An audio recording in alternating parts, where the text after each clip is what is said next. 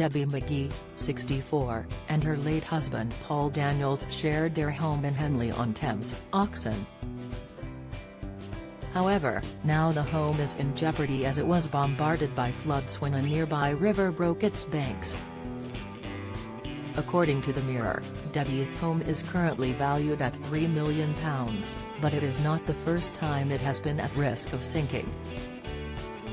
In early 2022, Debbie faced a similar deluge in her home.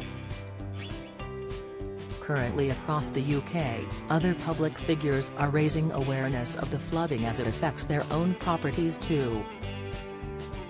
In Herefordshire, Monty Don shared some snaps on Instagram showing water as far as the eye could see.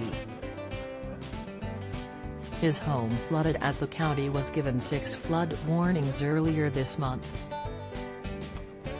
It is more of a heart-sore predicament for Debbie as she shared the home with her late husband Paul Daniels before he tragically passed away in 2016.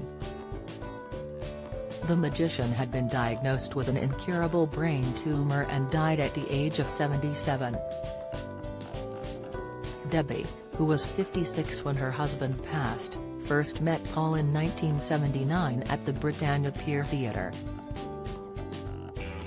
The couple started performing together as Debbie assisted the magician on stage and their relationship grew. In 1988, the showbiz couple got married, with Debbie aged 29 and Paul aged 50. Despite their genuine affection for each other, Debbie was often criticized due to the large age gap.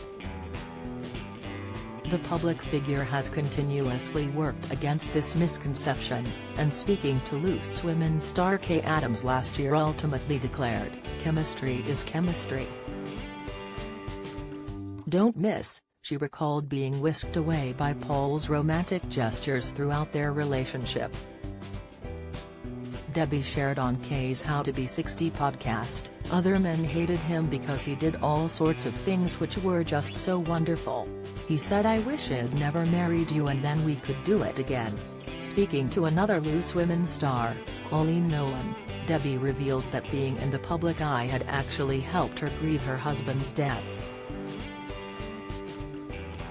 She said on the Let's Talk About Grief podcast, "People said to me, 'What's it like being in the public eye and going through it? It must be awful.' And I said, no, it's the opposite.